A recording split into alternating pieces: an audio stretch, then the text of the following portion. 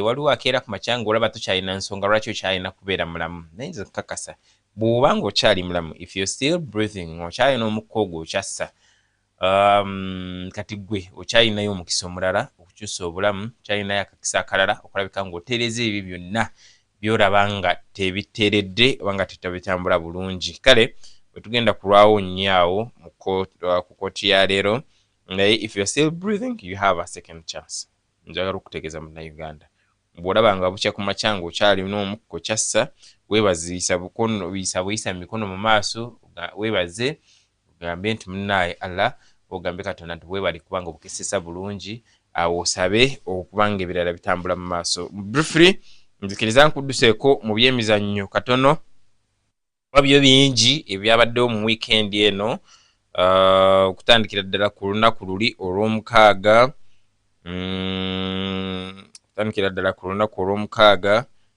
Waliyo emipiira mingi miyitirivu, naye kkiriza nkutandise ngenda kuyisamu Premier League mangu olwa okadde, ate ebyemizannyo ebirala ebisingira ddala obungi ojja kubirinda wali mu nnyenya akatimba ne munnaffe Trevor. Kale ku lw'omukaaga West Ham yakuba Sunderland goal zaali 3-1, njogera ku Premier League. Ate waliyo ne Uganda Premier League, in fact gye mba ntandikirako gwe nkuwaddeko gwa English Premier League, naye mu Uganda Premier League Mbarara City yagwa Maliri ne Lugazi Municipality, ne KFC ne gwa Maliri ne Kitara FC goal 3-3, ogwa Mbarara City gwali 0-0. Express yakuba Buhimba goal 3-1, gyaliyo mu Uganda Premier League.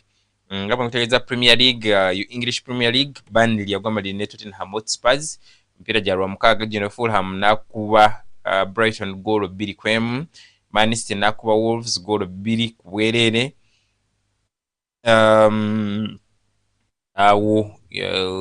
Bournemouth nakuba Liverpool goal zaali 3-2, nga bafuna late win eyo, mpira ogwanyumira nnyo abalabi mu seconds ezibulirayo ddala.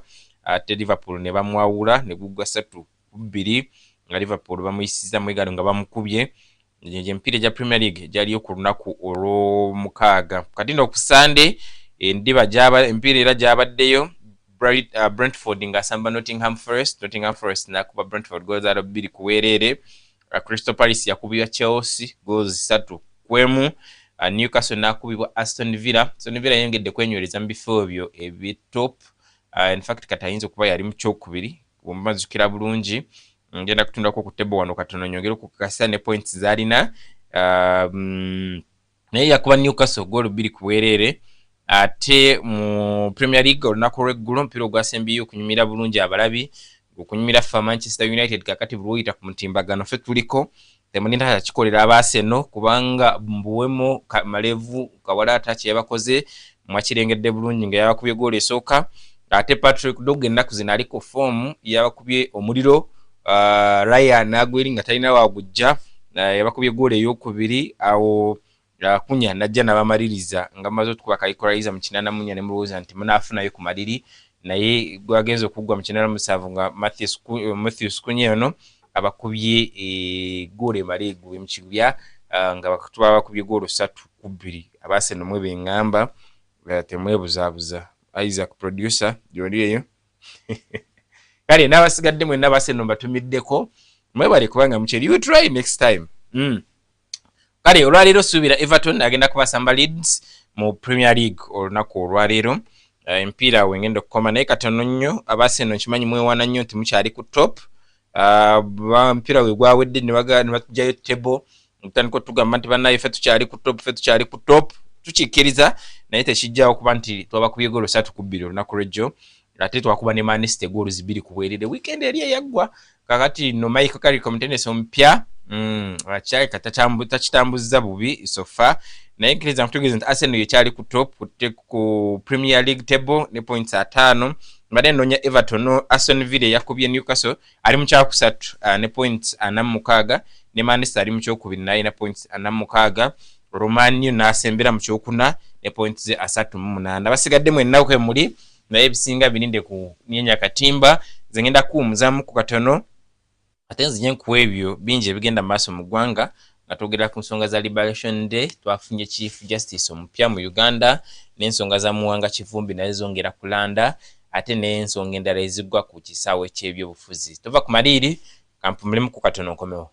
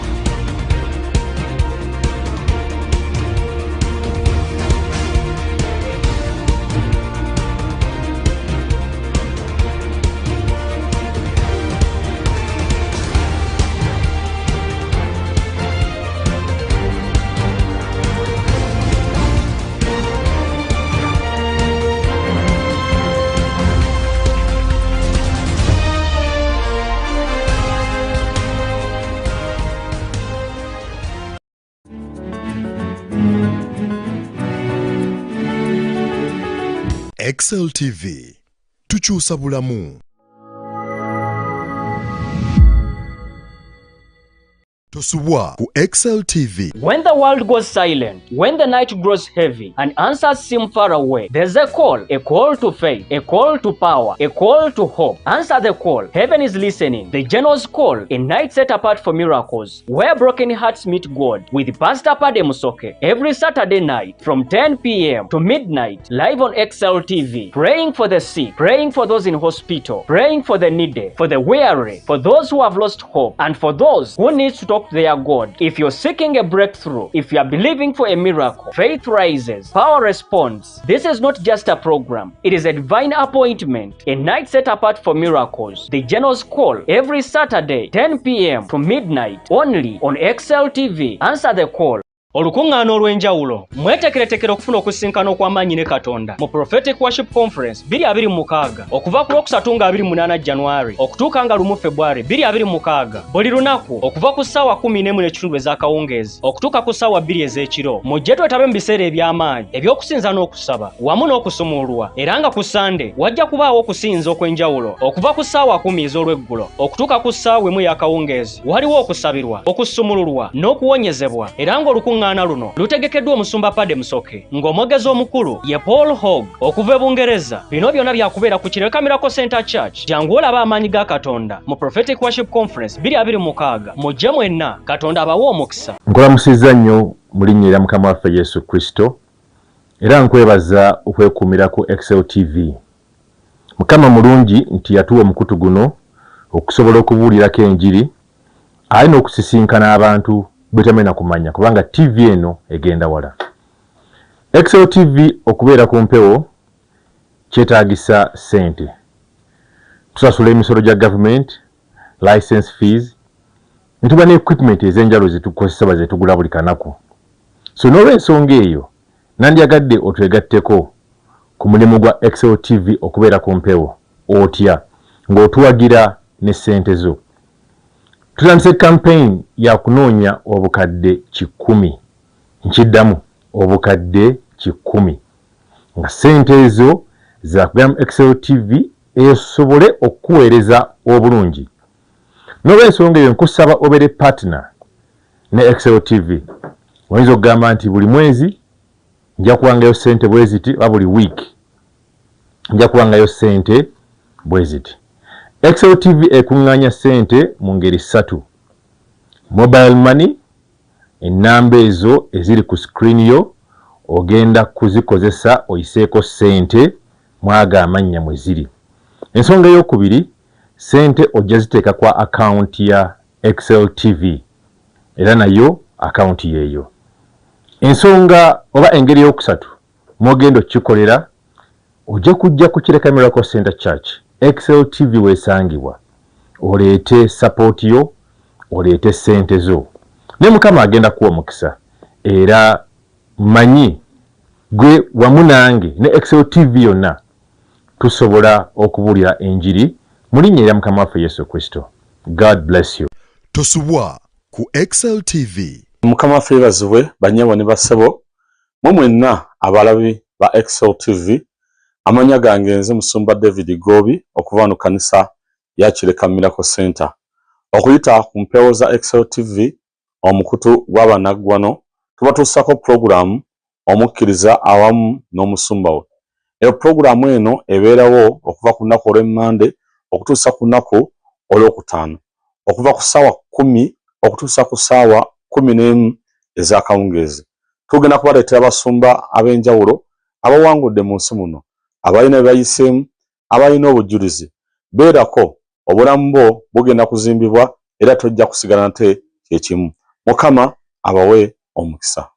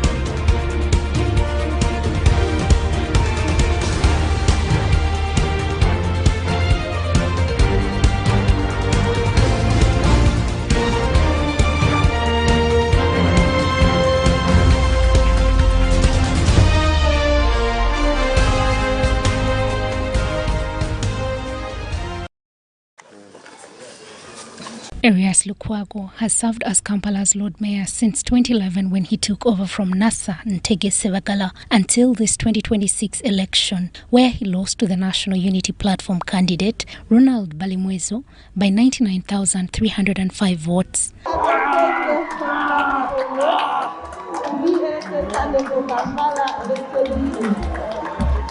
Saturday, Lukwago officially conceded and expressed gratitude to the people of Kampala for the opportunity to serve them. I owe a great debt of gratitude to the people of Kampala who accorded me a golden opportunity I treasure so much.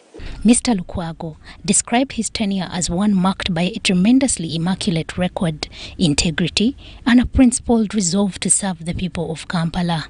I will sign out of the Lord Mayor's Parlour with a great sense of pride and elation. I cannot be accused of betrayal of the people's trust, betrayal of the people's mandate. One thing that I will treasure throughout my life, I've worked with the people's mandate.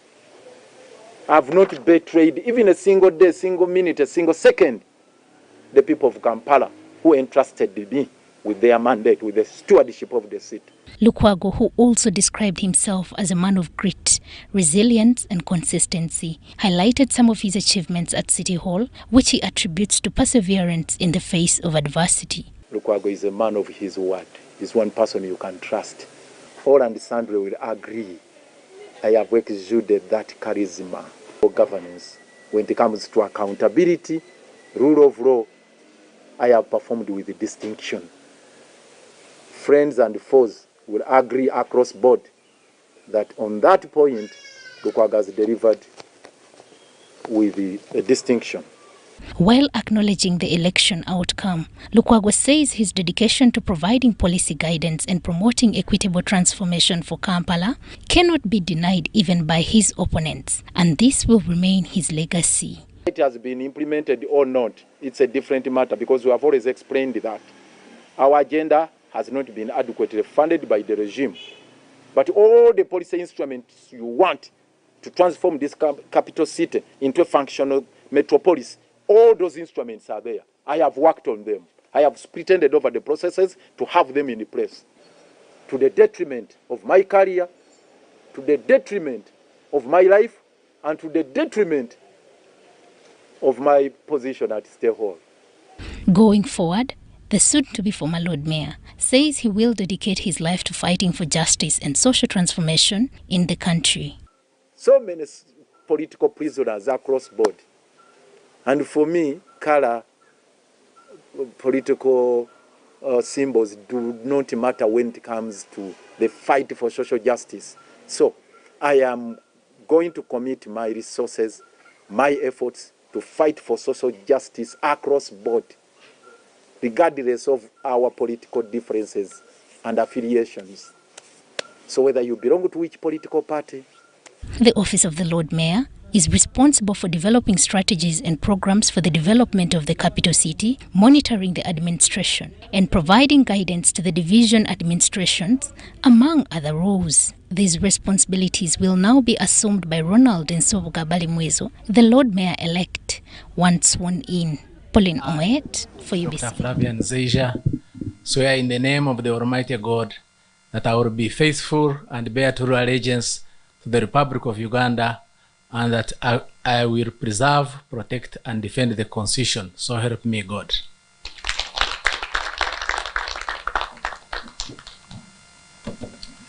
I, Dr. Flavian Zeija, swear in the name of the Almighty God that I will wear and truly exercise the judicial functions entrusted to me, and will do right to all manner of people in accordance with the Constitution of the Republic of Uganda as by law established, and in accordance with the laws and usage of the Republic of Uganda without fear or favor, affection or ill will. So help me God. Now I'm glad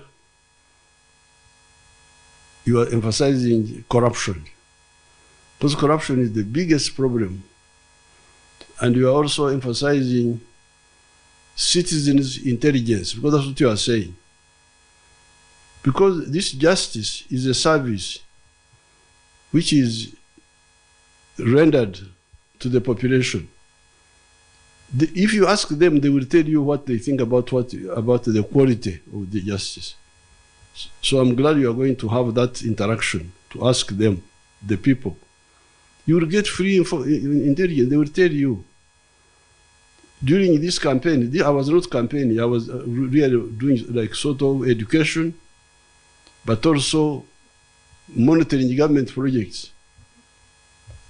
I was able to find out in Maracha which people had diverted PDM money, in Iganga, in Kampala here, Buambo, some of the people have been arrested. So if you ask the public, they will tell you what they think about the actions of your people. So auditing the judiciary using citizen intelligence is really a very easy way of accountability and making sure that what you do is without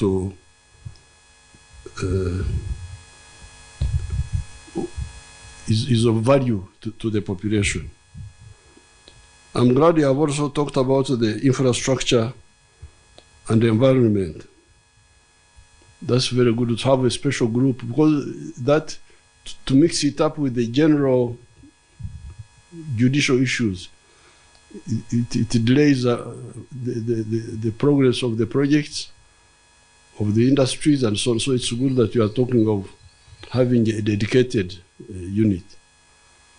And also the industrial court. I accept this office with humility, gratitude, and a firm commitment to serve Uganda faithfully. Your Excellency, I want to make commitment that during my tenure as Chief Justice of the Republic of Uganda, our policy of zero tolerance to corruption shall be enforced at all levels of the judiciary. And we shall also... I want to thank my President, His Excellency Robert Chagulanyi, who thought it wise to offer an opportunity to me to become the next Lord Mayor in my party. I equally want to appreciate all my other party leaders, beginning with the Right Honorable Senyonyi, for the great support. When others thought I wouldn't, this gentleman told me, you will do it. Balimwezo garnered 141,220 votes, followed by the NRM candidate, that is Chizito Moses Nsubuga, who garnered 43,615 votes, and then Erias Lukwago, the former Lord Mayor, who managed to get 41,915. After being declared victorious, Balimwezo addressed the media and he said that he will work with area ended, and he also commended the works that Erias Lukwago. Tap from your rich experience. May God bless you. We are in pain, not just as a party, but as a nation. The nation is in pain. I had my dinner and closed the house because I am alone at home. The people that we live with in our home, each one of them retreated to their place of abode. So when I switched off the lights in my bedroom, I switched on my side bed light to read at least 2 pages of the book I was reading. Then our askari told me, he told me these men have broken again, but this time they are more in number and they are not in the same uniform as that group that normally comes. So he said there are many, just prepare. So I asked him where he was, and he told me he was in a safe place. Our place is a very big place. He was in a place where we pump water from. So I switched off the phone, switched on the lights, put away some phones, and then locked the bedroom. But then I saw that wasn't wise.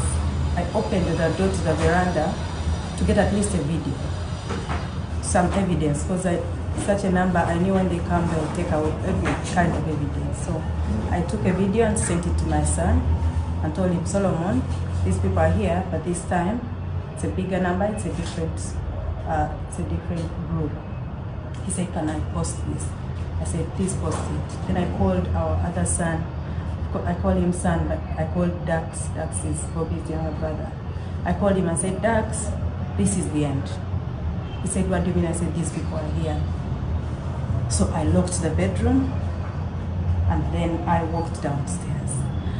They had already put kulikayo mu kulaba ku ebyo bigenda mu maaso Uganda, njagadde obikuwa byonna olabikenga obeera informed kakasa ebimu mugobereddeko ebimu bibaddeko mu weekend eno n'abasinga mu weekend muba mu kuyisa bijjo muba mikolo muba bintu ebisigadde ensonga lwaki tebikuletera sorry tebikutegeeze ku lunaku lwa Monday bwe ruti ebigenda mu maaso mu Uganda. But nsene story ya omulodi we Kampala Erias Lukwago aliko kati okumala emyaka 15 abadde akyatambula ng'abamu waliwo nalabye abaana abamu ku social media ku mutimbagano nga bagamba ffe tubadde tumanyi n'erinnya lya mulodi linnya lye naye ekyo kitiibwa ye Lord Mayor wa Kampala aliko Erias Lukwago Ssalungu ate gwe bakubye akalulu gwe bawangudde akalulu mu bwa Lord Mayor. Akalulu ako waliwo olunaku olwokuna last week, ate byagenda okuvaayo nga mutuufu ebintu tebitambudde bulungi. Yali akutte nno yena kyakusatu mu kalulu ako, afunye obululu bali awo 40,000 n'obugwamu, ate ng'oli munne ali 10,000 n'okusoba yali akulembedde. Njogera ku engineer bali mwezo Nsubuga oyo Kampala yeetaga engineer, ndowooza bannayuganda basazeewo yakati munnamateeka bamuzeeko ebbali, ate Kampala bagikwaseemu engineer nga naye yasuubiza bingi. Naye Lukwago mukwogera ke alaga nti musiimu bannakampala okumwesiga okumala ebyo ebisanja byonna bibimuwadde, era yali attottola engeri y'omukwano gwalina eri ku bannakampala ne bannayuganda okutwaliza wamu ne bannayuganda engeri gye mwagalamu. Era yagamba nti yadde mwasazeewo muwumuzeemuko mu bwa Lord Mayor bw'e Kampala, asikakasiza ddala nti mitima gyammwe erinamu ekifo ekyenjawulo, nti mumwagala nnyo.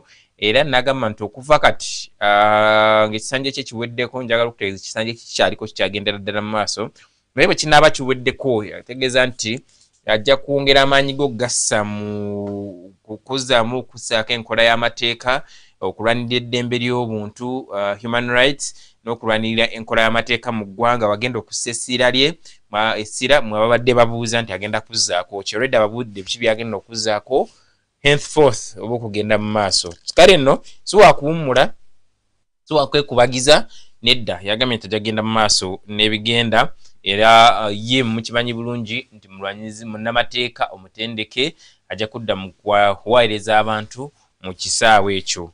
Oye Elias Lukwago omulodi w'e Kampala, bannakampala gwe basazeewo bawummuzeemuko, Kampala bagikwase engineer naye yayogedde. Producer Isaac akulazeeko awo engineer bali mwezo Nsubuga nga naye yeebaza Katonda oluvannyuma lw'okulangirirwa ku lunaku lwali lwakutaano olw'eggulo kiraawo, lwali lwakutaano ekiro kyali kya Lwakuna ekiro ndowooza, bwe yalandirirwa awo nti afunye obululu obusuba okubonaabo n'abasinga mwali Beatrice Mawu, mwali Mulodi Elias Lukwago n'abasigadde n'owenaremu awo. Kale nno n'abanga yavaayo ng'abakulembedde bulungi nnyo, neyebaza omutonzi. Era ye yagamba nti obuwanguzi buno bwakubanga kya kisa kya Katonda, nga bw'omulengera awo mu Babbali ga screen yo ng'ayogerako eri bannamawulire bwe yamaliriza. Neyebaza Nnaalongo oyo, naye Nnaalongo era naye neyebaza Nnaalongo kuba naye kati Ssaalongo nga ne Ssaalongo Elias Lukwago bwabaddeko, nga bw'olaba ina abakulembeze bangi abaali awo abava mu kibiina kya National Unity Platform mwava omuli Rope wa kibiina Rope Leader of Opposition ali ku lubudo oluvuganya, ate nga okuwaliba ali mu Lyanyamanganda n'abasigadde nga bwe balengera mpola mpola awo. Kujegana kwani kungi naye kale tubayozaayoza bonna abawangula mu kalulu akolwokuna najja wano ne mbategeeza the day before olwokusatu mbaga nti obululu obwo bukulu nnyo obwa local government, kubanga buno bwe bisembeza services ku ground byonna bye mwagala okukola, enguudo ezitali nkole, amazzi n'ebisigadde byonna, healthcare, education, byonna kale waggulu mu parliament babiteesaako ne babiyisa, naye abireeta wansi ku ground ye local government. Era n'olunaku olw'enkya mbakubiriza mu districts endala mu Wakiso mu ggwanga mu local government wagenda kubaayo obululu obulala, n'olunaku olw'enkya era mu KCC wagenda kubaayo obululu obulala. Bagenda okulondera bammeeya ba divisions ez'enjawulo nga Nakawa, Lubagawa, abali ku mutendero gwa division bammeeyas abo bagenda kubalonda kuba balonzeeko Lord Mayor ne bakansala abagenda kukika ku KCC enalaba bamosha awo nendangera ba Dr. Shamim Nambasa nenengera ba bangi mennamba yoza abawangula akalulu Dr. Shamim Nambasa mulengera kawo screen yamwe aba basigadde bonna tubayoza naye olunaku olw'enkya era waliyo okulondwa bammeeya kati nga wano mu Kira municipality, Mukono municipality, Nansana n'ebitundu ebisigadde byonna mayors babalonda lunaku lwankya bagenda okukiika ku municipality level oba ku municipal councils ne ba councillors abo bakulu nnyo bano buweereza bwa ggwanga naddala local services mwabagala emirimu okubanga gikolebwa n'okubanga ebyenjigiriza bitumbulwa n'emirimu egy'enjawulo gyonna mbakubiriza n'olunaku olw'enkya mukeere mugende ku polling stations zammwe mulonde obululu bukyagendera mu maaso 27 enkya ate obululu bunaasembayo bunaabalwa wiiki ejja olunaku olwokusatu ng'ennaku z'omwezi 4 era munaalondera bammeeya mmene ba chairpersons ba divisions mulonde ne bakansala bana bakiikira ku divisions ez'enjawulo naye obululu bwa KCC obusinga bonna bukoma lunaku lwankya kale nno temwewuunya naye districts endala zonna local governments endala zonna waliyo obululu nga 4 obwaba division chairpersons ne bakansellors mugende mulonde olunaku lwenkya ate ne nga 4 mbakubiriza mukeere mugende mulonde kale nga engineer Salongo engineer Mutadde abali mu ezo tumiyoza ne Lukwago nga muvuddeko yebaziza bannakampala y'omu kubakkiriza ngaba MP abalala bonna bwe bakola abamu abawangulwa mu kalulu bwe bakoze naye byali mu kaviyo mu kalulu ako k'olwokuna byali bingi naddala mu Wakiso district okulonda kwa ssentebe wa district ya Wakiso kwalimu emivuyo mingi naddala wakati wa candidate w'ekibiina kya National Unity Platform Najja Nassif jukira Najja Nassif ono ye speaker kakati ow'olukiiko lwa Wakiso district natera waliwo mingi ebigenda mu maaso wakati we naye ye yali agamba nti awangudde okusinziira ku DR forms yali presenting oba declaration forms naye byagenda okukomekereza nga WNRM Ivan Cheyune yawangudde n'obululu obusingira ddala nga akobisaamu olumase emirundi 2 obwa Najja Nassif kale nno bwe bityo bwe byalabika waliwo ensasagge n'akavubuganyo n'okusikanga n'emiguwa Wakisaawo na kuba nalaba Najja bamufulumya nga bamusitudde olumase mu bbanga empale baziyuzizza zonna n'emuvuyo bungi bwali mu kalulako mu bitundu ebirala byonna eby'eggwanga okutwaliza wamu nalaba mukono district wano wali mukwano gwange former member of parliament Muyanja Ssenyonga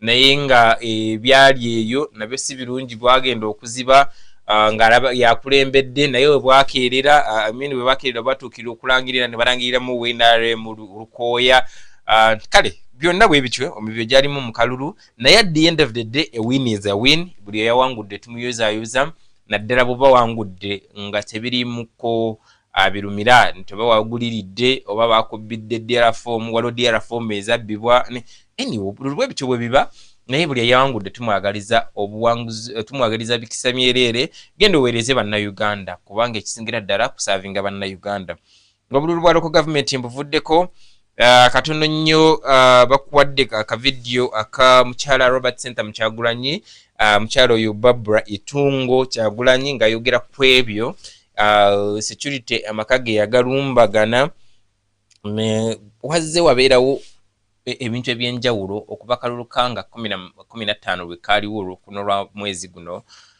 kisooka kya byonna president w'ekibiina kya National Unity Platform ya maka ge n'avaamu badde ngenda gamba nti yabula nedda teyabula kuba omuntu abuuzibwa temumanyi gyali nga temuwuliza nga talabikanako naye ye asafeesinga n'abako obubaka bwaweereza bannayuganda n'ensi yonna okutwaliza awamu okuyita ku mitimbagano gye n'amala n'abula naye mukyala we amaka ge ku lunaku lwali lwa mukaaga olw'eggulo kiri kiyakeesa olw'omukaaga galumbibwa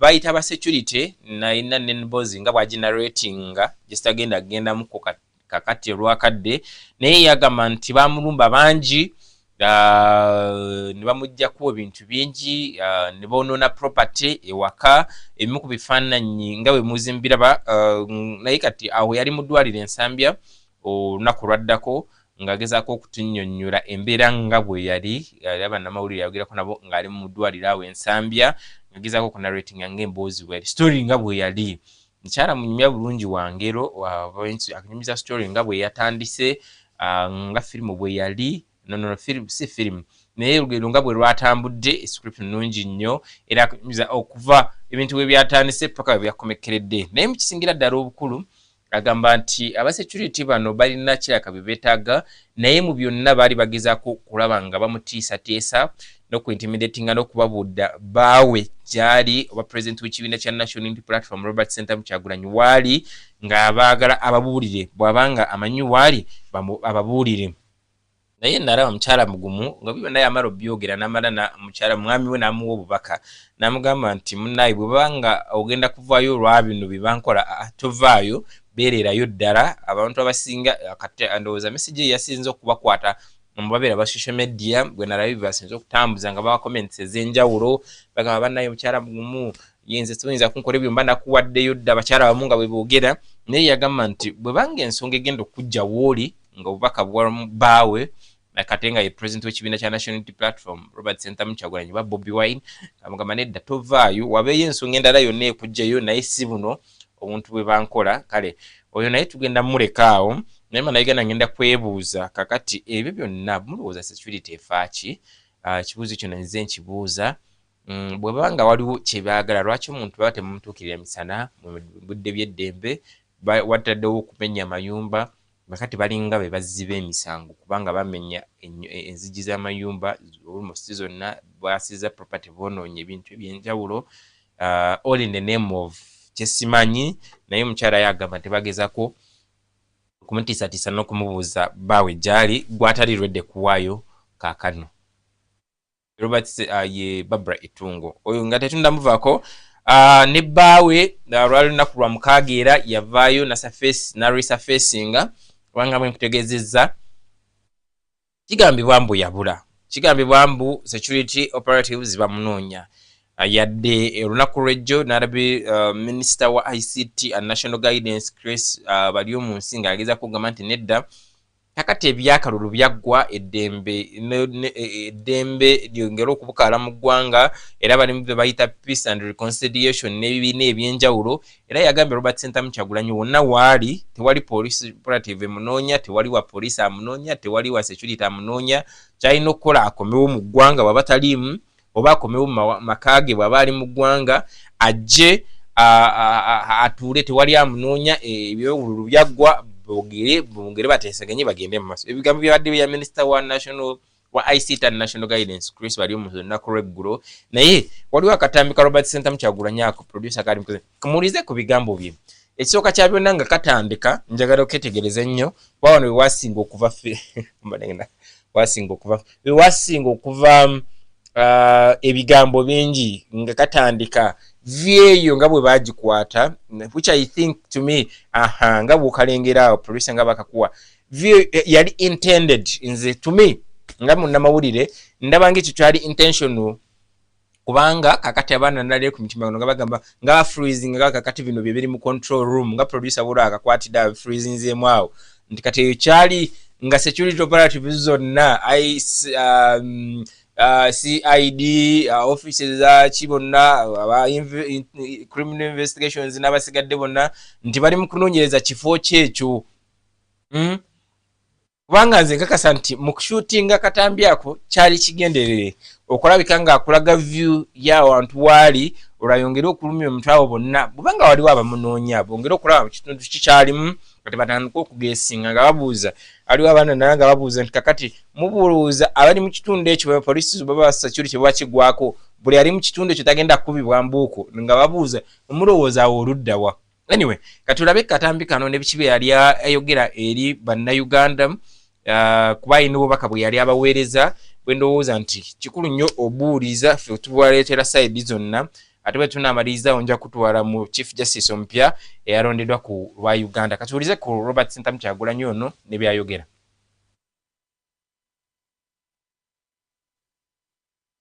Robert, also known as Bobi Wine, and today is the 24th of January 2026. Fellow Ugandans and friends of Uganda all over the world, my name is Kyagulanyi Sentamu Robert, also known as Bobi Wine, and today is the 24th of January 2026.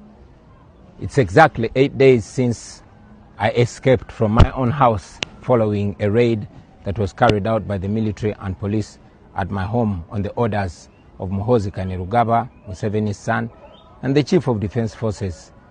We had gotten earlier intelligence from our friends within the army that he had issued orders to his men to come and harm me.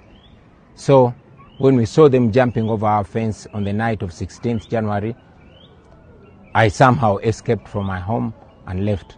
That night they didn't enter into our house. They stopped in the compound. 3 days ago, they once again jumped into our fence, hurled profanities to my wife, and threatened to break into my house. That was the second time. Now last night was the third time for them to raid us. They came in hundreds, according to my wife. They broke every door Robert Center in our house, including those president w'ekibiina kya National Unity Platform. Katambi ako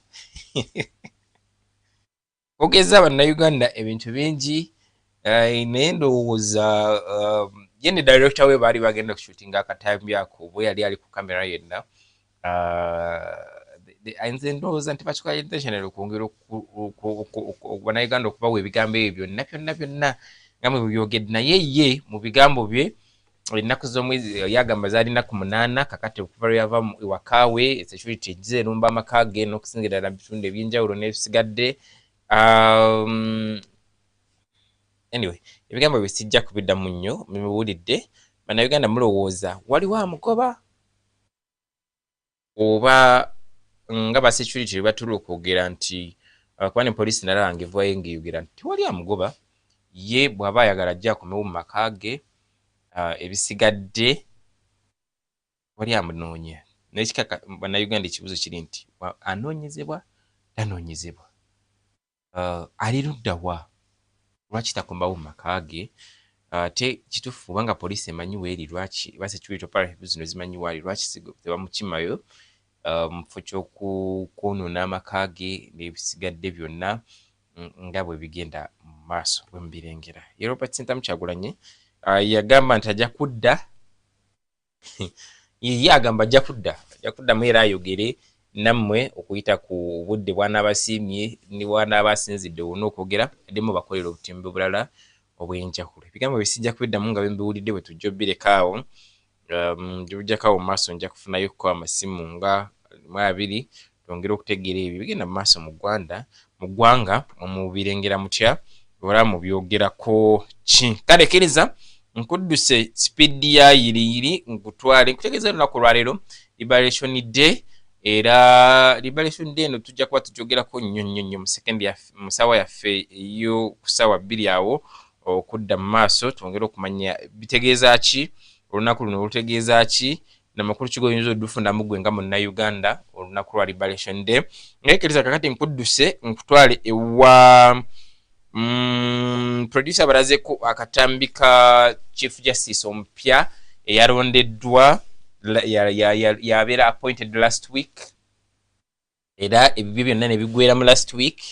Ojjukula wano nga tugenda mu bululu bwa president nakutegeeza nti ekisanja nga 14 ekisanja kya Alfonso Winyiddolo kakati former Chief Justice wa Uganda kyali kiweddeko kubanga yali akulokinze emyaka 7 semateeka gyemuwa oba kwetegeeza nti bw'owize emyaka 7 obeera owummula butereevu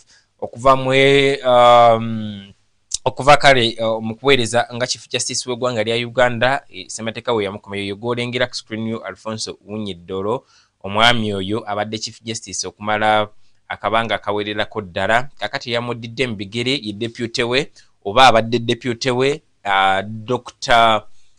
Honorable Dr. Flavian Zeija ono alina history mungi naddala bwe kijja ku kisaawe ky'ebyamateeka bw'abadde tamumanyi. Nkakasa ebibuuzo byali bingi olunaku olwokutaano bwe yamala okubeera nga olunaku lwali lwakunaawo bwe yamala okubeera lwakusatu bwe yamala okubeera appointed, olwokuna n'agenda mu kakiiko ka okusunsulwamu ku parliament awo n'ebisigadde. Ebibuuzo byali bingi nga beebuuza bannayuganda basinga kubanga ensonga ezasinga temuzigoberera. Naye Flavian Zeija ono Dr. Musajja oba mwami aludde ku kisaawe ebyamateeka n'okuweereza Uganda okuviira ddala eri mu myaka njagala kuwa kutandikira ddala mu 2016, naye musajja kakati aweereza emyaka ddala egitambulira ddala oba 58 bwe mba nzijukiramu bulungi, omanyi mathematics wange ayinza okundyamu olukwe wano. lwe yazalibwa mu 69 nga 18 ogwokubiri 1969 ndoza giri emyaka 58 birthday ejja kubaawo ndoza ya 59 mu gwokubiri guno ogujja kale nno omwami yagenda kusavinga Uganda okutwaliza ddala ekabanga akawererako ddala kubanga ngokasi nti ku myaka 59 ajja kuba savinga emyaka egitukira ddala nga mu 11 oba 12 awo atukutuka ku myaka 7 alabikenga naye Katonda wana musoboseza okutuukayo wagenda okubanga awumulira ate tulabe omulala n'aba akwata mu office eyo. Omwami yalayira ngabo mulengerawo mu makago wa president gali private ekisozi mu Gomba district ku lunaku olw'omukaaga. Ebibuuzo bingi era ne bibuuzibwa Abannayuganda manyite muggwa ne mutandika okubuuza lwaki omukolo gwaliwo ku weekend lwaki ebintu bitambula ku speed ya iri bakamu appointing olwokusatu olwokunageze mu kakiiko ku lwokutaano awumuddemu ku lw'omukaaga wuyo alayidde naye ebyo byonna bikolebwa era biri mu tteeka mu nnaku ezo kubanga ebintu ebyo biwedde mazima ddala Bannayuganda kubanga waliwo ebintu bingi ebiriwo okusingira okulabikira ddala ebyaliwo mu kalulu bwa president waliwo abatali bamativu abali ba presidential candidates nga Robert Kasibante One National Peasants Party yeti yali mu mativu era n'agenda mu kooti ngakasabye gimu ku misango Dr. Pravian Zaijon gyagenda okutandikirako egimu ku egyo egirindidi n'emisango emirala mingi ne briefly ono mu 2016 aina bingi byakole mabegaaho ebyokusoma ke byonna nyizo bitabigenda muko nnyo naye Makerere University mu 93 awo yafunira degree ye yasooka mu mateeka n'afuna mu 97 n'afuna doctorate yawo asomye ebintu bingi kuba doctor Uganda Christian University enkozi asomyeko naye ebyo nasigenda bigenda mu kakati nja kujja mbawo mu bujjuvu naye katono nnyo kenyinza bbo wanti kubanga bwe yabaliriza okusoma emateeka agendako ne batandikako n'emikwano gye gye bayitangaza ejja Mukasa Company Advocates nga bannamateeka bwe basooka okuweereza yaweerezako mu Finca Bank yaweerezako mu bank endala ez'enjawulo nga legal assistant era ne mu ayambako mu by'amateeka naye ebyo si bikulu ekikulu mu byonna obulamu bwe butandika okusingira ddala mu 2016 bwe appointingibwa nga judge of high court era natandika okuweereza eyo mu Mbarara 2014 n'afuulibwa principal judge era nga avunanyizibwa ku bannamateeka oba judge bonna mu high court ne mu lower court magistrates n'abasigadde wonna mu ggwanga awo byali 2019 kakati mu 2025 n'asomosebwa okuba ku principal judge n'ateekebwa ddala ku ddaala era deputy chief justice era nga badde amyukira ddala nga adda mu bigere by'olyo omwami gwe twali tumanyi bulungi nnyo Dr. oba former deputy chief justice era naye yawummula gwe bayitanga Richard Buteera nkakasa omwami oyo yali controversy nnyo mu abazze mugobera ensonga za by'obukulembeze ewa politics mu Uganda oba ensonga ezimu nga bez'amateeka bwe zitambula mu Uganda Richard Buteera mumujjukira bulungi nnyo nja kuba mubaleeterako ko naye ndowooza lumu one of the contradicting things be yakolanga nga he's a funny man naye nga olabira nga ddala amateeka agatambuza bulungi naye ate ku ludda olulala bwe tudda mu kisaawe ky'okubanga ebintu by'okubanga anyumisa abateeka nze nja kuyita nga bw'olaba Elias Lukwago nga bw'ali nti ye ebintu ebimu waliwo watuuka n'akola comedy bintu no sikola comedy naye n'engeri gyatuuka ebintu natafuula nnyo serious kakati n'omwami oyo Buteera naye alina mu character eyo naye bw'omuba mumujjukira bulungi yali omwami oyo Flavian Zeija gwe yaddira bigere kuba deputy chief justice kakati nno yasomoseddwa okutuukira ddala mu office enkulu nga addira mu bigere bya Alfonso Owiny-Dollo abadde chief justice omukulu oyo era olunaku lw'omukaaga ennaku z'omwezi nga 23 lwe yalayira awo ekisozi ebifaananyi ebyo nga bw'obirengera butereevu ku screen yo President Museveni alina ebigambo bingi byayogera naye kennyini nga Zeija Dr. byalina bye yasuubiza ebimu ku ebyo kwe kubanga alina akakiiko kagenda okuteeka akeebuuza ku bannayuganda mulowooza enkola y'amateeka oba amateeka mu Uganda gatambuzibwe nga gatya oba biki ebibanyigiriza na misango ki gye mulowooza nti egyanditusobola okuhandolingibwa yagamba nti ajja kwebuuza ku bannayuganda n'ebimu byasuubiza okukola ku kukwata ku buli bw'enguzi oba corruption nti etagenda kubikkiririza ddala byebimu ku byagenda okusaako essira. President Museveni yavaayo namukomenninga nagamba bw'oba ogambye nti enguzi kwogenda okutandikira katata nno gwabwe tugenda kubaba mukwano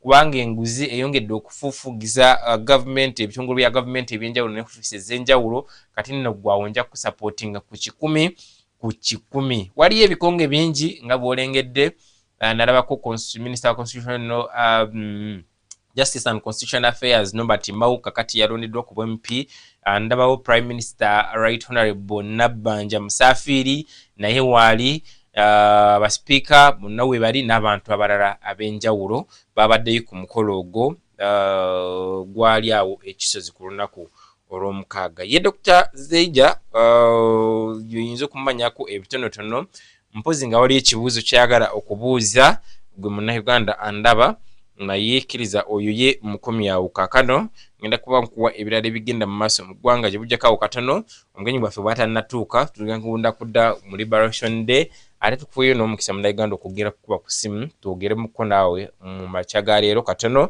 naye byonna ebyo kambikole nga nvuddeko mu break wano katumbulemu ku katono bwe tunaakomawo twongere okumanya biki bya Liberation Day kyekitegeeza naawe okunyumyako ku nsonga ezo zetwogeddeko security okulumbagana amaka ga Robert Sentamu Kyagulanyi okutulugunya mukyala we no video Robert Sentamu Kyagulanyi bwe yaweereza nga bw'obulengeddeawo oba ensonga za Chief Justice omupya yazze gumanyiko ki oba osuubira kiki yagenda okuleeta ekipya ku mateeka mu Uganda byonna tugenda bitunulira oluvannyuma lwa break eno tuva ku Kumaliiri.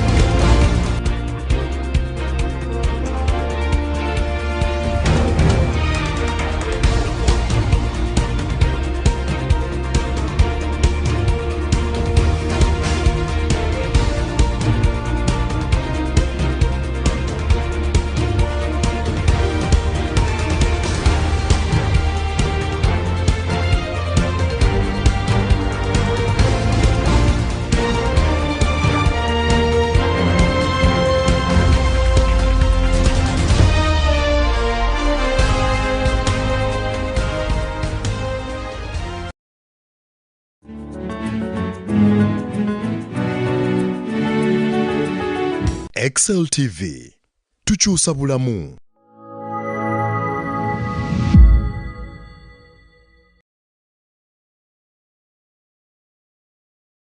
Tosubwa ku Excel TV. When the world goes silent, when the night grows heavy and answers seem far away, there's a call to faith, a call to power, a call to hope. Answer the call. Heaven is listening. The General's Call, a night set apart for miracles, where broken hearts meet God with Pastor Pade Musoke every Saturday night from 10 p.m. to midnight, live on Excel TV, praying for the sick, praying for those in hospital, praying for the needy, for the weary, for those who have lost hope, and for those who need to talk to their God. If you're seeking a breakthrough, if you are believing for a miracle, faith rises, power responds. This is not just a program, it is a divine appointment, a night set apart for miracles. The General's Call every Saturday 10 p.m. to midnight only on Excel TV. Answer the call.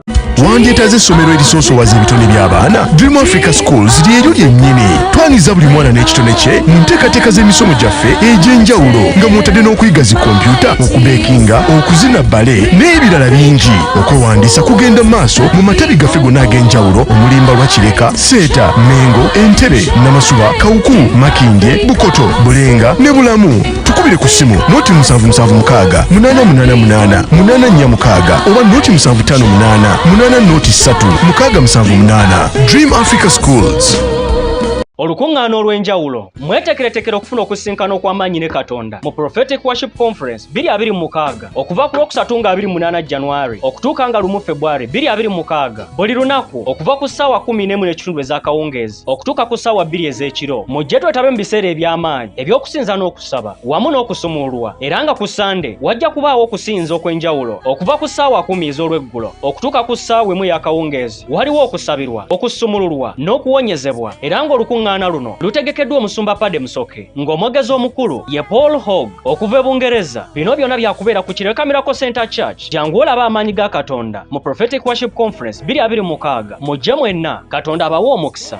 Tosubwa ku Excel TV. Mukama feebazibwe bannyabo ne bassebo mu mwenna abalabi ba Excel TV.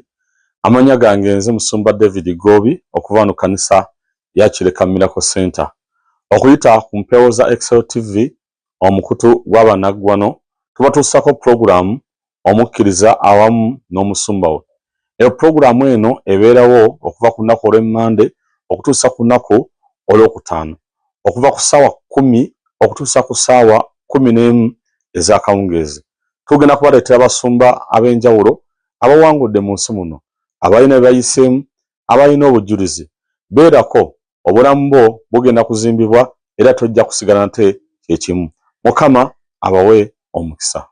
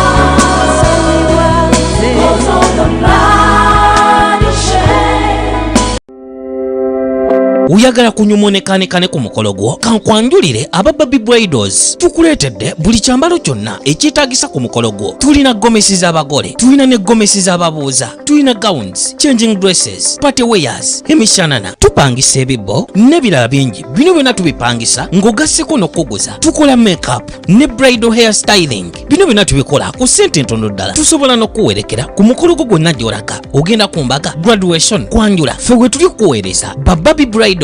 Tusisinkanibwa Kireka Kumaliiri Road okumpi ne Mogas. Okumanya ebisingawo tukubere ku 070 35 55 31. Tukulindiridde. Elshadai Management Limited feba kugumu by'okuzimba n'okusiiga langi. Oyagala kuzimba arcades, hostels, apartment oba maka ga kusulamu, tukuteekerateekera okuviira ddala ku plan paka kumaliriza kizimbe kyo. Bwe kidda ku kyalangi tutunda kusa n'okutabula kkala ne design ez'enjawulo okusinziira ku kye weetaaga. Toddeyo n'obuzaabuzibwa, jangu tukuwa ekisinga. Tusangibwa Kireka Kamuli Road ku Kireka Miracle Center Church oba tukubire ku noti 753 ana 16 46 ne ku noti 763 atano munya ana 7 munya. Tosubwa ku Excel TV. Mukama waffe yeebazibwe. Manya gange mpiti Wasala Kaddo ni wano okubanjulira programu yimirira mu kifo kyo wano ku Excel TV buli lunaku kuva ku Mande paka Lwakutaano ssaawa 5 paka ssaawa 6 ez'ekiro. Tosubwa okuwonyezebwa n'okusumululwa mu bulamu bwo mu linnya erya Yesu. Mukama abongere omukisa. Tosubwa ku Excel TV. Tosubwa programu eno omukiriza n'omusumba we buli lwa Mande wamu nange omusumba Marion Businge okuva ku Great Power International Ministries awe Kyebando Nansana tukwaniriza nnyo okuva ku ssaawa 10 paka ssaawa 11 wano ku Excel TV. Oyinza okuba ng'osobeddwa ng'otabuddwa ng'olemereddwa nga weebuuza ebibuuzo bingi naye tubeera tugamba n'ekigambo kya Katonda n'ebintu ebirala bingi nnyo. Mukama agenda kwanukula ogenda kuddibwamu wano ku Excel TV.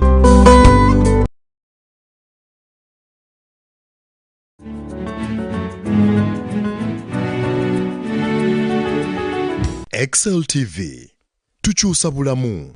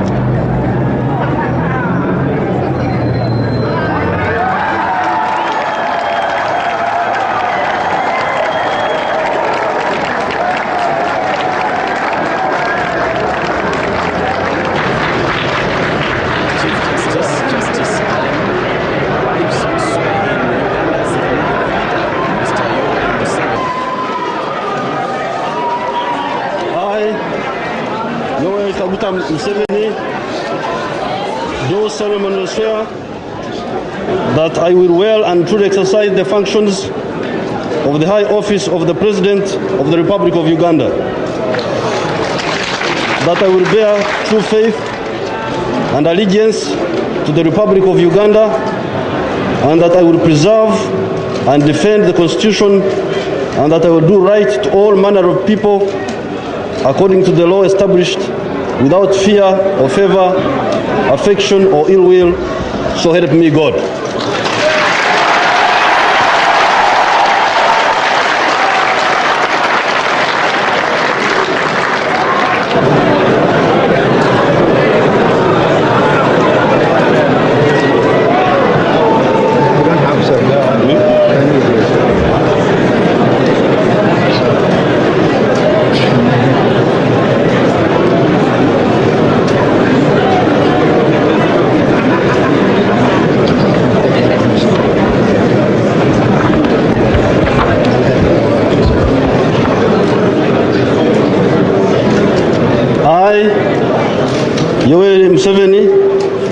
Swear that I will be faithful and bear true allegiance to the Republic of Uganda, and that I will preserve, protect, and defend the Constitution.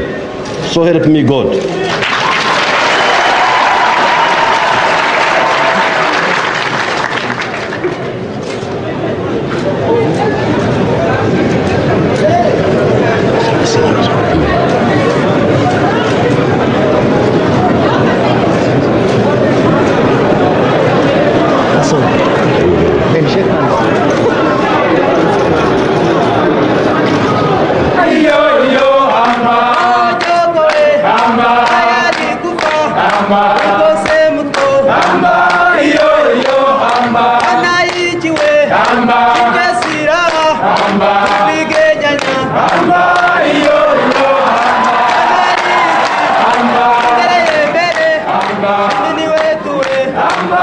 Yo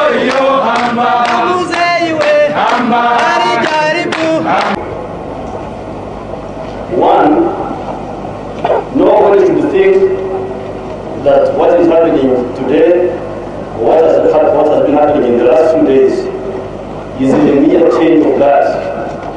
This is not a mere change of guards. I think this is a fundamental change in the politics of our country.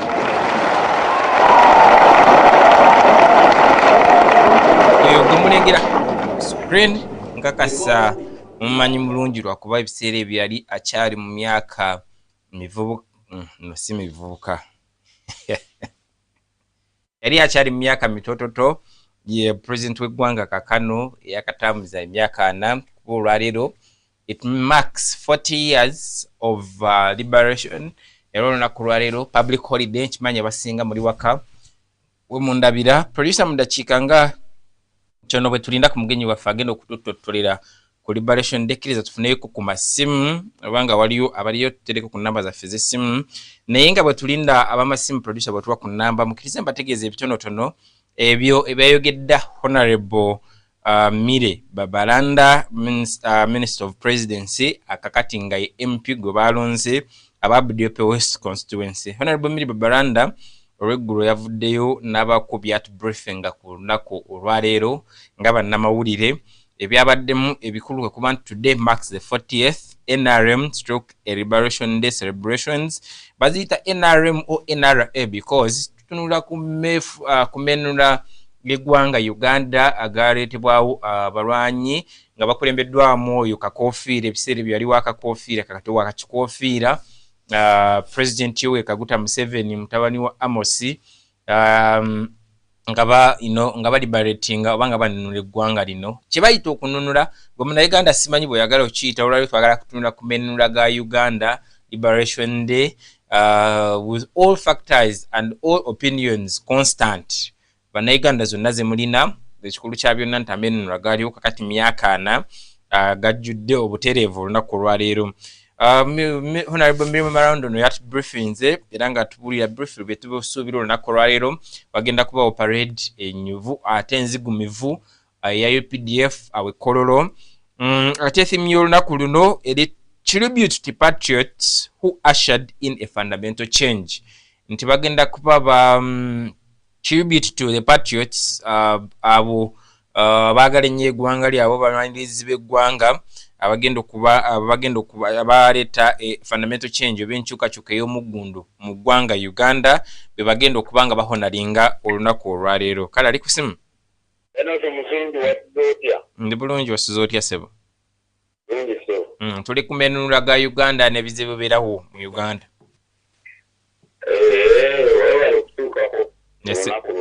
nze ndituuseeko nalwo olunaku balukulisa abantu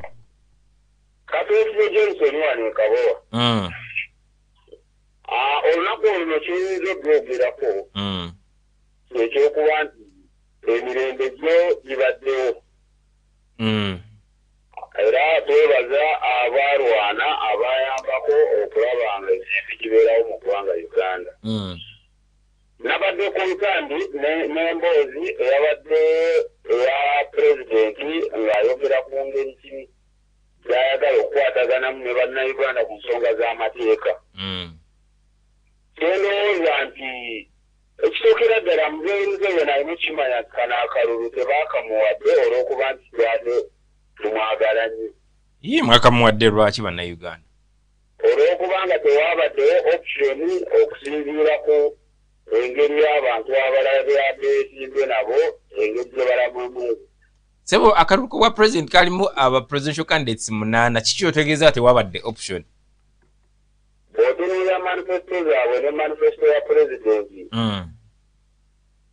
olabira ddala nga ebyakoze abiraze abantu ate n'ebyabasuubiza bannayuganda bakimanyidde ddala bulungi nti tewaliwo just option yaliwo wabula bamuwadde buwi okugamba nti agira akyabeerawo nga bwe kiteekateeka omukulembeze omulala mu myaka 4 temunnateekateekayo mulala bannayuganda munamuteekateeka kati mu myaka ezino 3-5 kasita nakugamba navuddeyo kakati ensonga y'amateeka olwedda agaliwo tegali implemented kimala gabeera violated mu ngeri emu oba endala kakati ebyaleeta baleeta politics okwagala okulowoozesa bannayuganda nti ali nabo bannayuganda nti ali naffe tali naffe tukimanyi byakola bibyo okay okitegeere naye babawadde chief justice omupya yagambye nti ensonga zonna jazikwata bulungi n'emisango gy'abo abaloppa ku bwa president abatali bamativu ensonga yagambye agenda tandikira ku ezo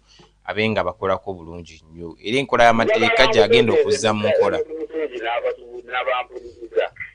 yesebo muzeeyi Museveni nze ŋŋanze sirina kye musuubiramu kirungi oba kipya essaawa zino ate ng'ekisanja mwamuwadde kipya mpaka olwekuna atuyambeko okusengejja ku muntu omulala ayinza okututwala mu maaso kale sebo omunga bakulu kale oyo ye Katwesigye Johnson birowoozo bino biba bya Uganda purely era tebiba byaffe nga Excel TV n'abakozi baayo oba abaweereza bammwe tebandowooza mmwe kati ebirowoozo bibadde bya Katwesigye Johnson ng'ayogera ku Liberation Day n'enkola y'amateeka nga eyo ndowooza ye katufune noono ali ku simu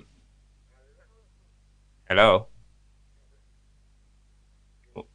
wanji kale taata naawe bale kulaba erinnya lyo ne wosinzidde mukule nnyongera ku ddoboozi ddyo nkuwulire bulungi ab'ewakiso muli mutya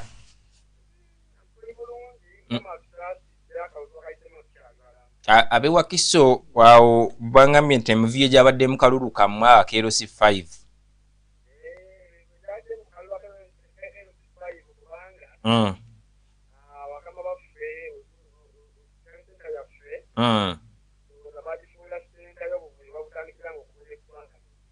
Hey.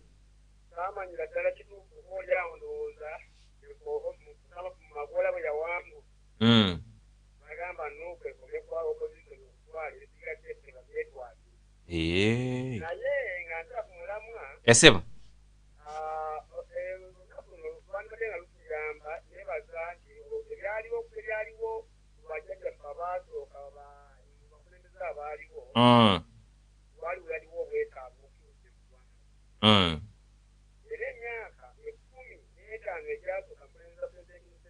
Okuva ku 86 awo.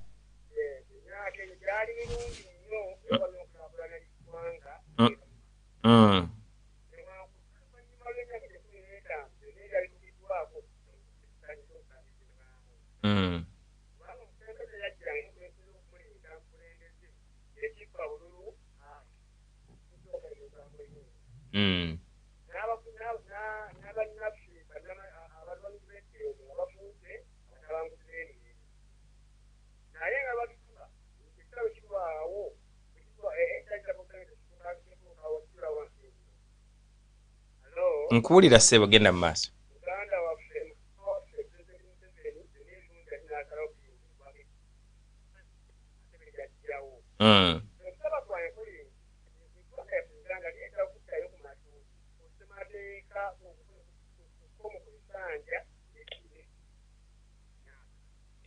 Tudde ku nkola y'ekkomo ku bisanja ne age limit.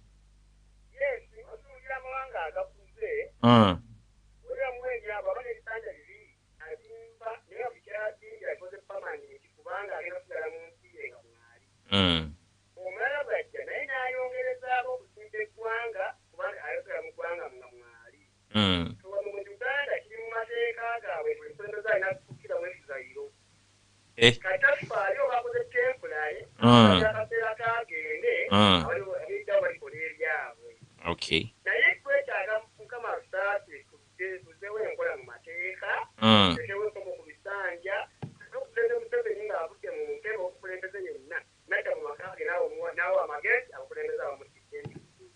Webale nnyo semukwiye. Esebo.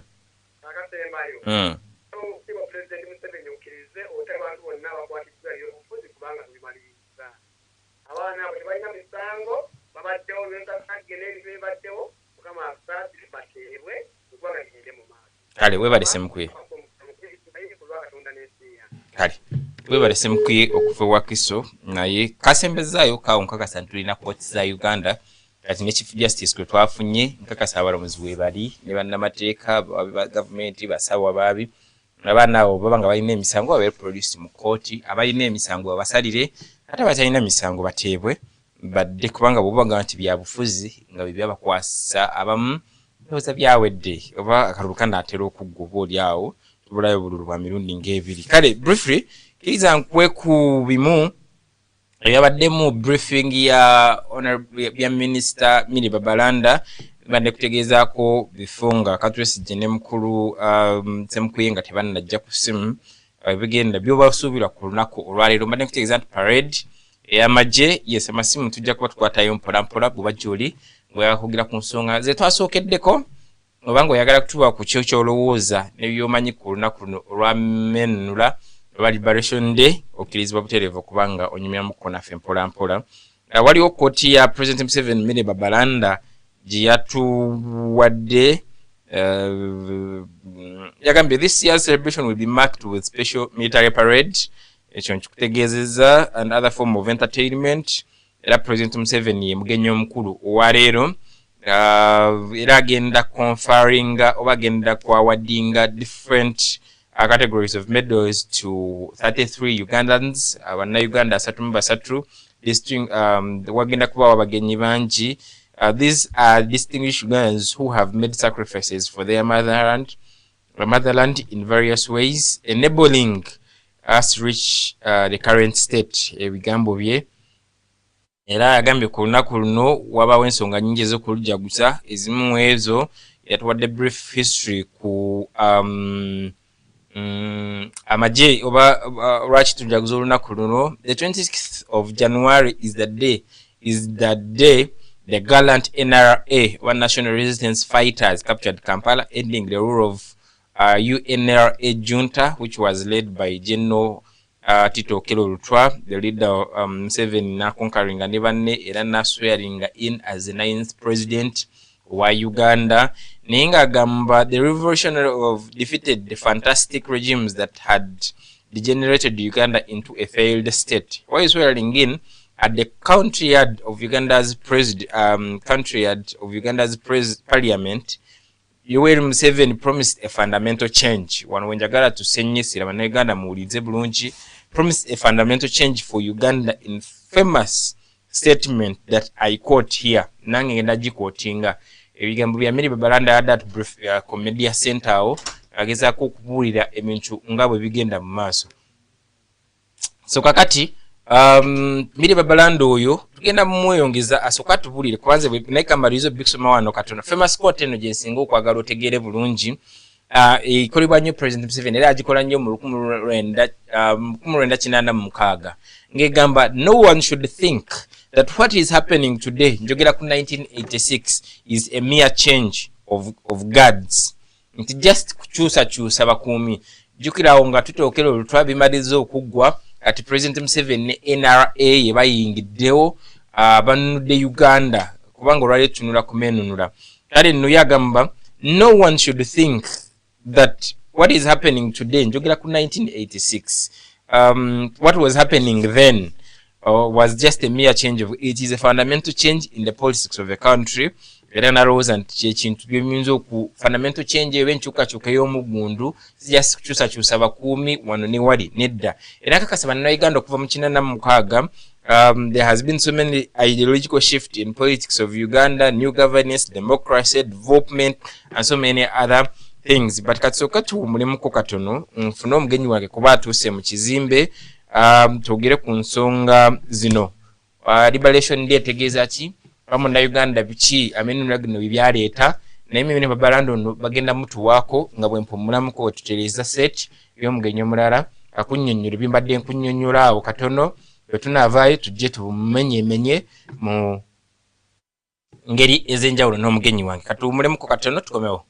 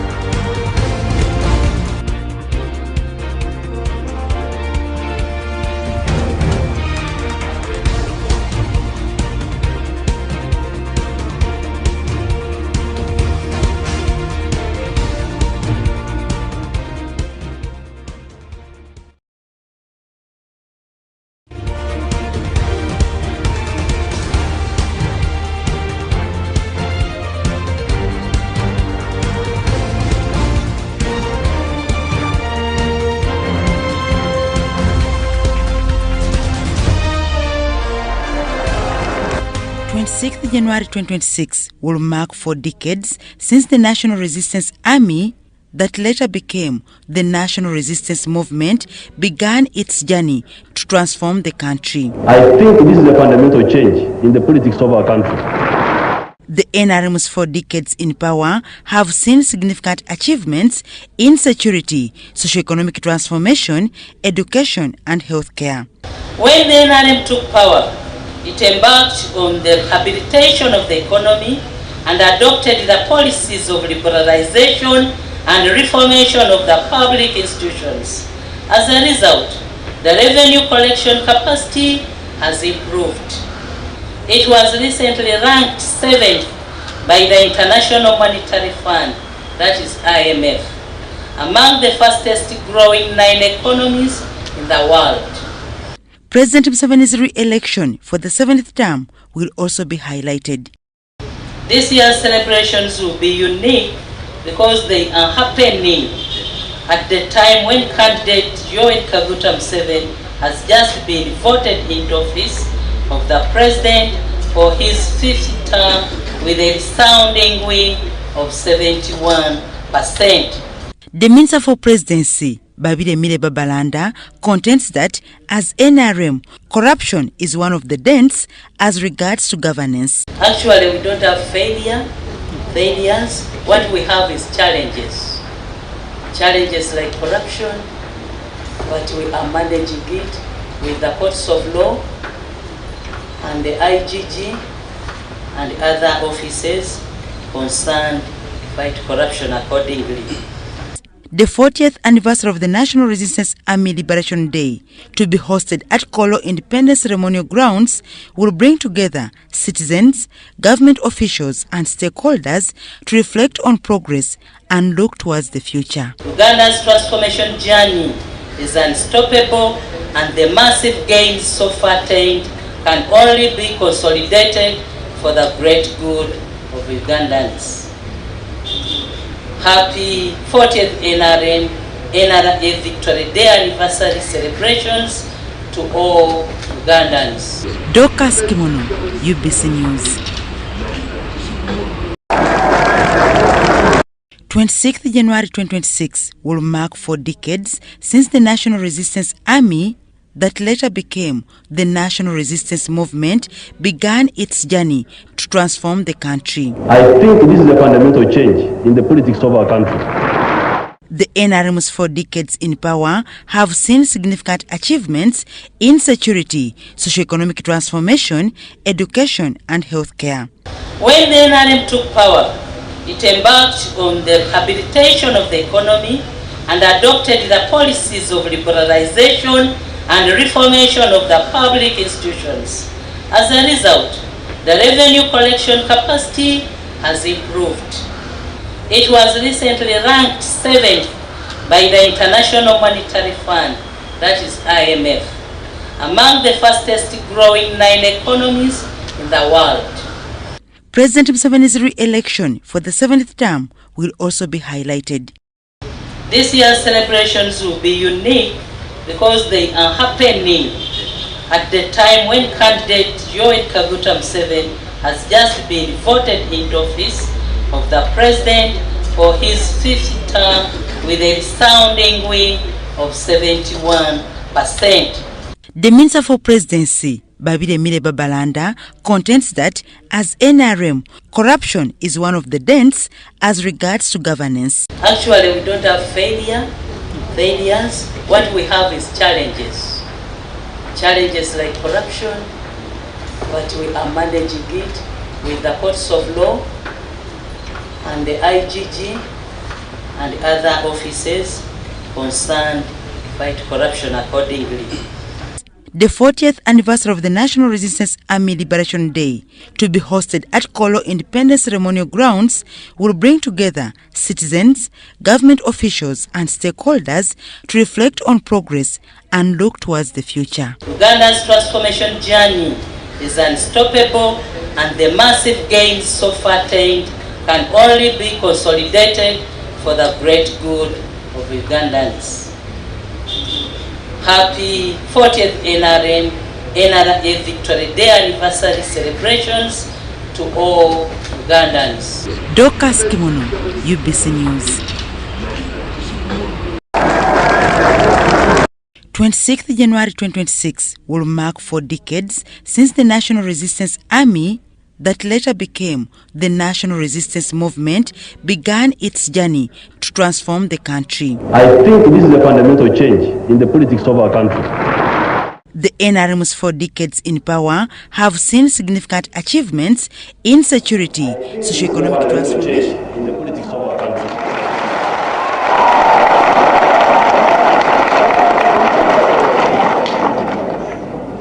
Because in Africa we have seen so much change that change has become meaningless. It's no longer change but merely turmoil.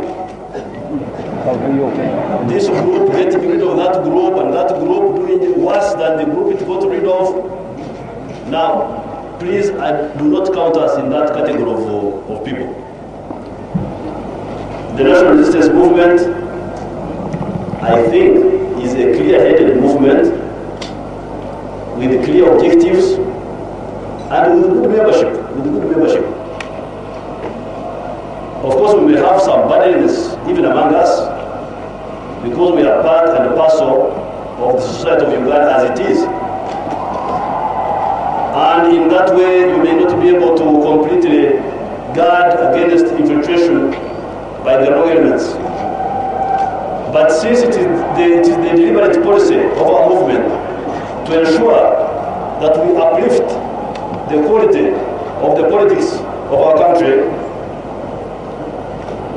I think it makes a very big difference from the situation in which we were, where the very people in power were they themselves encouraging evil instead of trying to combat evil. I think this is a slightly different situation. You may not be familiar with our program because it has been mainly in the bush where many of you did not have access. And I cannot go through it in this ceremony, but I can just point out a few salient points in our program. Point number 1 on our program is the restoration of democracy.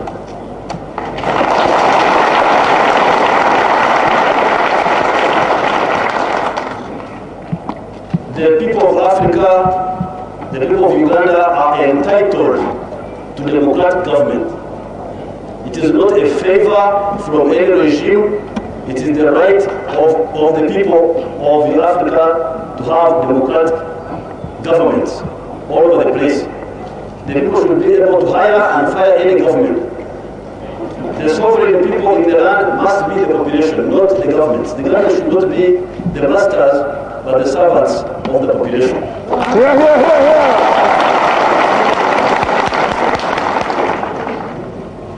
And in our liberated zones, the first thing we start with is the election of the village committees. Because my mother cannot go to parliament, but sure she can be a member of the committee, so that she can also make her views heard. So we start with the village committees wherever we are, and these village committees, Miruka committees, Gombora committees up to the district. And then later on, of course, up to the national institutions like Parliament. These committees, right now, in our zones which we control, have got a lot of power. For instance, you cannot join the army or the police in our case we didn't have a police, but we had the army. You could not join the army, you could not join the National Resistance Army without being cleared by the village committee.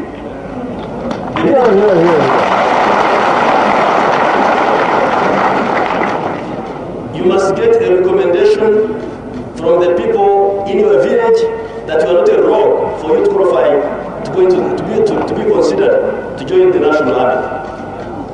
So even our soldiers who we have, or these who are joining us from other armies. Education and healthcare. When the NRM took power, it embarked on the rehabilitation of the economy and adopted the policies.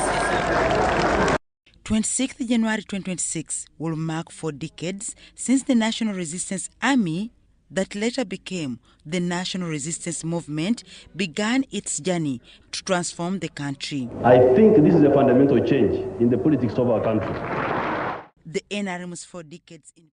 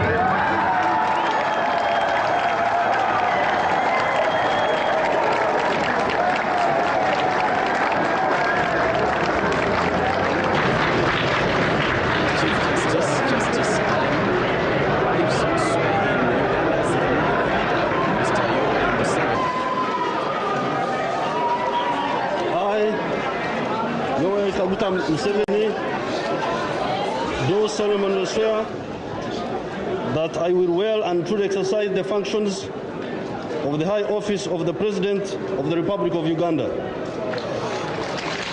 that I will bear true faith and allegiance to the Republic of Uganda, and that I will preserve and defend the Constitution, and that I will do right to all manner of people according to the law established. Nkwaniriza Afrika mu byolengera bimu of the videos ebyaliwo mu 1986 nga wembadde nkutegeeza in the briefing with Mini Babalanda gye yatuwadde yagezaako okulaga wa Uganda weevudde ne waweeraga naye biki byoba osuubira ku lunaku olwa Liberation Day olwaliro 40th of its kind. Ate yatusuubiza nti kijja kuba special because President Museveni has just been re-elected as president of Uganda with about 71 point something %. And one of the people that has been running on President Museveni's campaign is with me here, Haji Issa. I have seen you around trying to campaign for President Museveni. How was it? How was the campaigns? First, say hello to our viewers and you tell us about how you people are conducting elections and how does it feel to win after a hard work that you've been doing. Good morning to our viewers, and of course I want to wish you again a happy new year. And this happy new year comes with very good things for our country. We are seeing our president going through, His Excellency the President of Uganda, with a very big percentage. So I wish you well, and let us continue working together for the greater good of our country. Yeah, you were in the campaigns before we go to Liberation Day today. I saw you in Solonko. You said you've been in Nukunjili. How were the campaigns? I wouldn't say really that I was very vigilant in the campaigns, but as an elder and a patriotic person who loves my country, who respects my president and loves him so much, I would go and see what happens and watch and observe. And at times I would feel happy to see Jaja moving from district to district without getting tired, and we will see that vigor. Then I said, why don't I use this chance to go where my president will be going to share the views that is going to achieve. Of course, we are talking about protecting the gains. Then I would move around, and really it was a very good exercise, meeting many Ugandans, cheering the president, and of course that one has been witnessed when they went to the ballot box. So I want to congratulate His Excellency the President of Uganda for loving this country, for continuing to sacrifice, to stay, to respect the voice of Ugandans, those who say, we don't want you to go and rest. Continue serving us and showing us light. Okay, we wish him all the best. I saw him on Saturday swearing in the new Chief Justice in Chisozi and the rest. And it looks like he's not tired.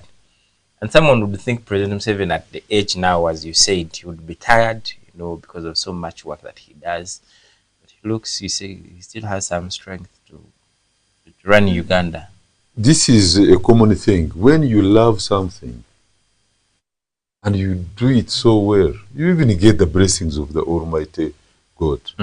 I believe really God is with Uganda by making himself more younger, leave alone the age, what he does. You just witness him moving around, making exercises. You will wonder whether he's the man who is in his 80s. So, really, it was a very big exercise, and he did so well, and we will continue encouraging Uganda and support him so that he continue directing us and we protect the gains. But it looks like you people on the government side, the NRM side, you're happy. But it looks like most Ugandans are not happy for his win. I didn't see people jubilating. I didn't see Ugandans celebrating. I'm only seeing events of where they are, you know, arresting people. People are trying to celebrate here and there, but they arrest them. Who wants to celebrate? Who does the government want to celebrate its win if it cannot let its people celebrate in peace? I think your ears are not on the ground. My ears on the ground. Your eyes need respect, because people have been jubilating. For example, in Mukono, at Major General Masiko's home, NRM gathered, and the people were very, very happy. They called upon Ugandans, calm down, and then encouraged those who supported NRM to move forward. It was merrymaking. But still, most Ugandans respected the core from security agencies that after voting, you go back home. Because there are some people who are misadvised who will call for violence. So people after voting, they went home. It is in a few scattered places where people don't listen to the voices of the security and the government that they stayed around. And there was some bit of scattered commotion. As a very keen observer, as an elders and the citizen of this country, we witnessed that. But the plain truth is that these elections were peaceful, and I believe peace will continue prevailing, although some arrests were made for those who were representing forces of hatred, people who just hate for the sake of hating. Because I don't see any person in his positive state of mind who can point a finger at NRM, more so at His Excellency, the President of Uganda. We are talking about a person who is balanced, a person who is very patient, who is very tolerant, and who comes out and tells his enemies, come and we work together. Let us build Uganda together. Bring your ideas. So those people who feel they want to rule by force, or they are presenting certain interests, they are the ones who cause commotion by advising our children, our brothers, go and be violent on the street, so that we send a message across to the Ugandans and the entire world that Uganda is not peaceful, but we are very peaceful. Uganda is enjoying very well under NRM government. Haji, generally, would you paint a picture, or what would be your view? What have you observed after, especially the elections on 15th this year, this year and this month? Would you tell that Ugandans are happy in the country, especially after the win of President Museveni? I'm telling you, they are very, very happy, and they are very, very happy, and they have shown it. You know, to get over 70%, is it something easy in a country where there were so many candidates? People were very happy, and they are still sending messages and showing happiness. You will recognize this one even today. Today is Liberation Day. We are talking about the 40th. Yes. Where he was moving. People were very happy and sending messages of congratulations. So Ugandans are happy, but I always share with you, and I told you, when something is empty and you throw it, you will hear the... Makes a lot of noise. A lot of noise. But something which is rich, it is heavy, it contains all those goods within. You throw it, you only roar.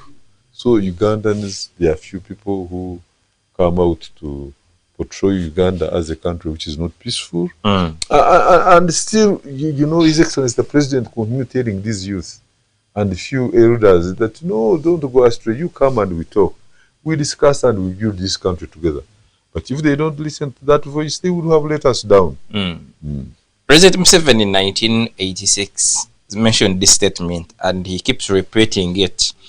And I wanted you to break it down for the people. He said, no one should think that what is happening today, I am talking about after him coming to power in 1986, that no one should think that what was happening then was just a mere change of guards, changing security here and there. But it was a fundamental change in the politics of our country. Have we achieved anything since 1986? You never lived up to... You never lived... How old are you?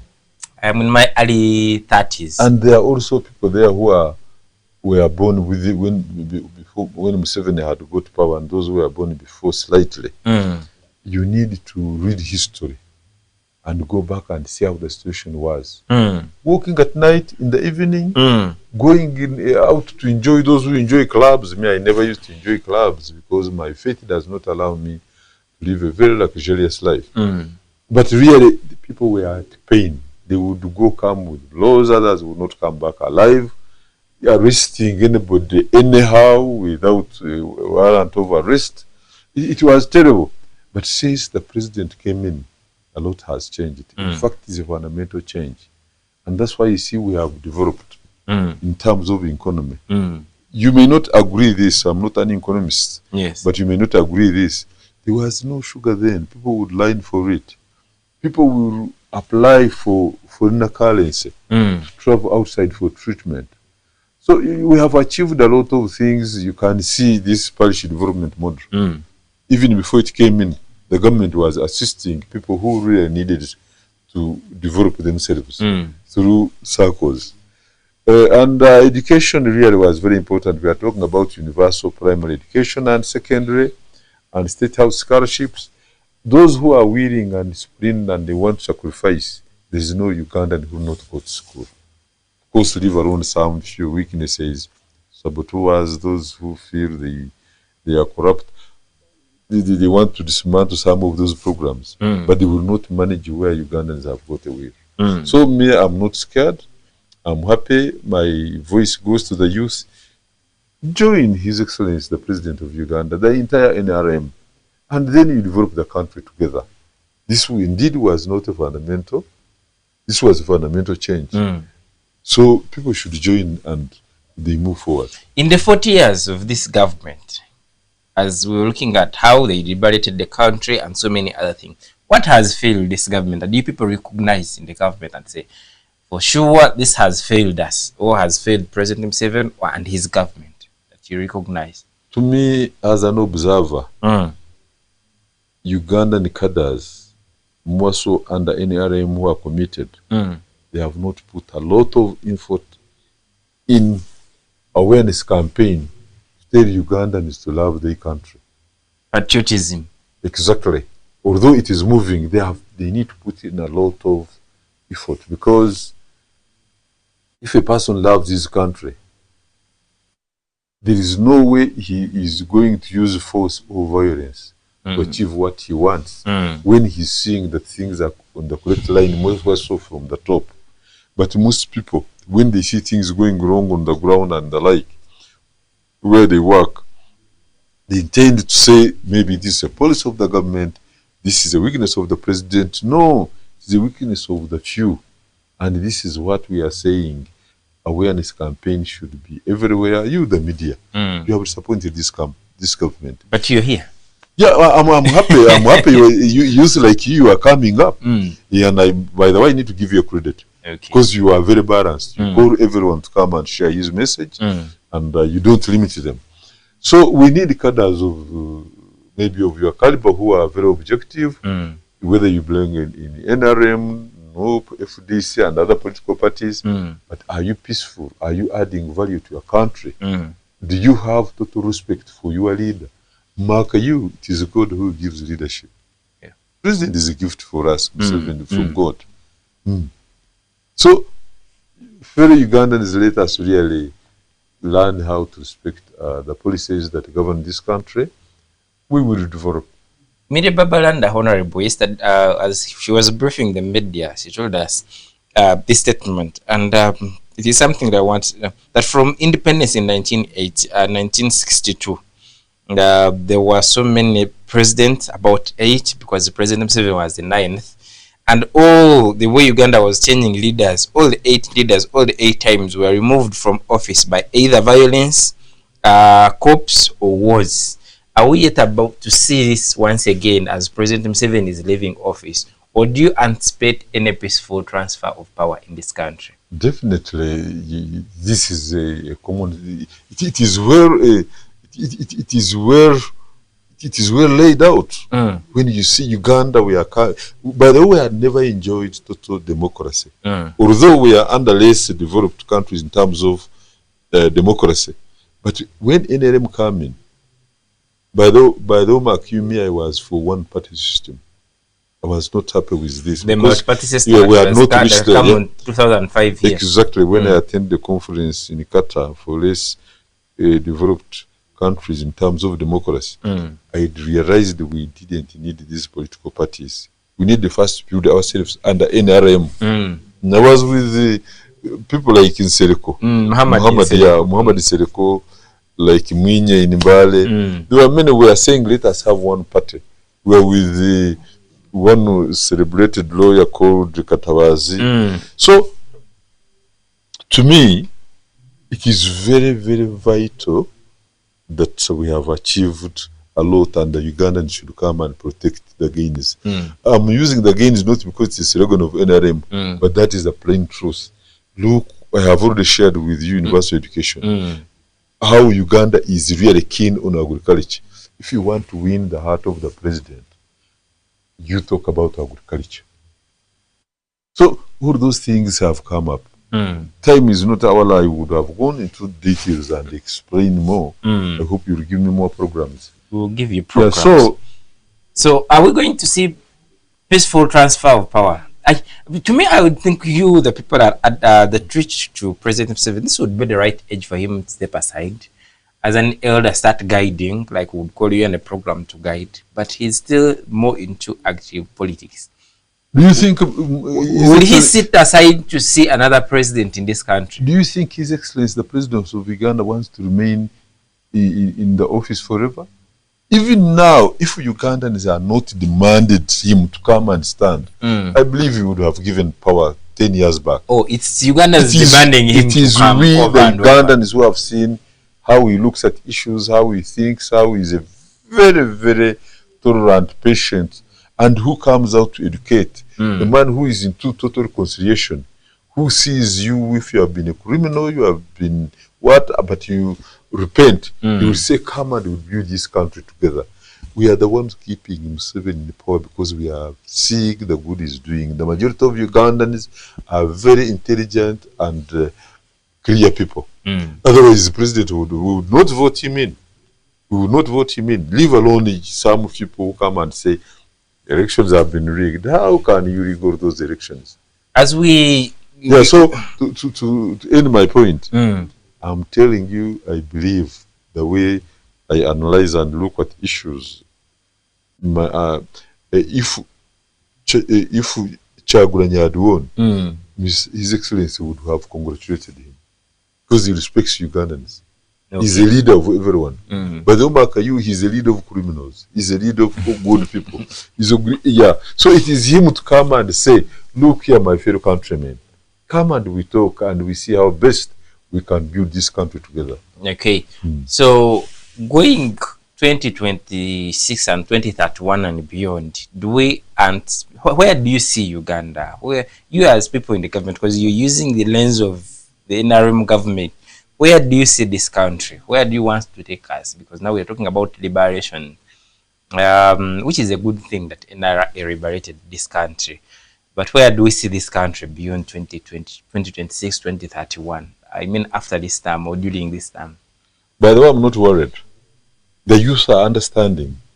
This time, the youth came and voted NRM in a huge way. And you know the youth are the spears of tomorrow. Young men like you are the spears of tomorrow, and now you are understanding the policies of NRM. So if you become patriotic, you will not want to destroy your country. You will come and support government programs. And when you support them, the future will be bright. I'm telling you, His Excellency, the President of Uganda, Yoweri Kaguta Museveni, he is a very intelligent man and loves this country. He cannot allow this country to go back to the dogs. He must have alternative. Transition is coming in. Yeah, and he mentioned it several times. Yes. So take heart. You only play for this country and play your role as a good citizen. Yeah, when you are in the media, use the media to promote peace, to promote agriculture, to tell people to love their country, tell people, the youth to go into skilling projects which have been put and stressed by His Excellency the President of Uganda and the Ministry of Education. They have put up a very huge department to take care of that. Okay. Thank you so much, Aji, for coming through. And maybe your last remarks to the people, because of time. We'll always have these consecutive shows with time, because I know there is a lot you can talk about your NRM and President Museveni, surely. Maybe your last message on this Liberation Day to Ugandans. My fellow Ugandans, let us join hands and thank NRM for these 40 years that it has been in power. Museveni has been in power for 40 years. And we go with them. We support and we promote peace.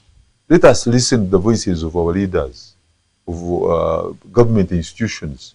We are talking about the Minister of Agriculture, Minister of Local Government, and the other ministries. So when we go by them and abide what they tell us and we walk the talk, we will be part of the progressive team that is building this country and that will promote it for always. Yeah, and so I wish you a happy anniversary of Liberation Day and New Year. But as I do that, I also want to congratulate Ugandans for voting Museveni in a huge way.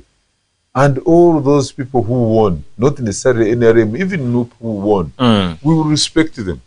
We may not be happy because we know they will, of course, not execute the programs of the government, but I have a feeling this government will always be available, since it is the government for all. Okay. Like I said, even for criminals. So Ugandans, let us be patriotic, let us be peaceful, and let us respect one another. Thank you so much, Aj. He's a big man in the country, and he's one of the people that I've seen working with President Museveni. It was a pleasure hosting you, and it's always a pleasure having you and accepting our invitation to come and share a word. Beyond 2026, beyond 2031, Ugandans, where do you see Uganda? Don't forget, today is a Liberation Day. I know this government has failed so many other things that Ugandans have at heart or you always complain about, but there is one or two things that this government has done better. Please appreciate the better they have done. And these people always say that you only appreciate the good, and maybe you start there to build on what you want. Respect the government that is here today. As you wait, the government you're waiting for, I hear this is what usually the people in NRM say. Yeah, true. And I wish you all the best of peace. I was happy to see some ministers are trying to advocate for peace now. And beyond the elections, Uganda is still here. And we are still Ugandans. Young people, we are still Ugandans. We are still here because elections will come and go. But at the end of the day, will Uganda go? No, Uganda will remain here. Protect yourself and keep peace. Stay blessed and have a good day.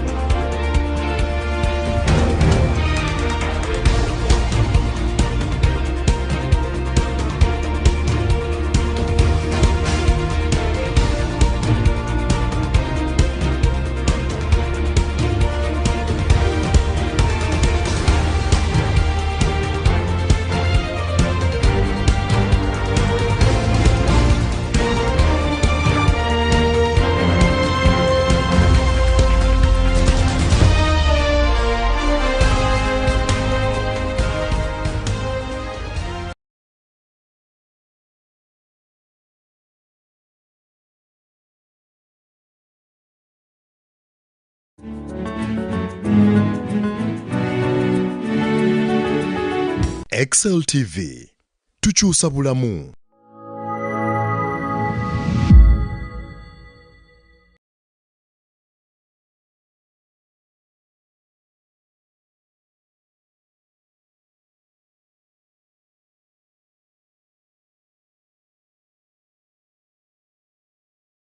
Tosubwa ku Excel TV. When the world goes silent, when the night grows heavy and answers seem far away, there's a call to faith, a call to power, a call to hope. Answer the call. Heaven is listening. The General's Call, a night set apart for miracles, where broken hearts meet God, with Pastor Pade Musoke, every Saturday night from 10 p.m. to midnight, live on Excel TV, praying for the sick, praying for those in hospital, praying for the needy, for the weary, for those who have lost hope, and for those who need to talk to their God. If you're seeking a breakthrough, if you are believing for a miracle, faith rises, power responds. This is not just a program, it is a divine appointment, a night set apart for miracles. The General's Call, every Saturday 10 p.m. to midnight, only on Excel TV. Answer the call. Tosubwa ku Excel TV. Tosubwa programu eno omukiriza n'omusumba we buli lwa Mande wamu nange omusumba Marion Businge okuva ku Great Power International Ministries awe Kyebando Nansana tukwanira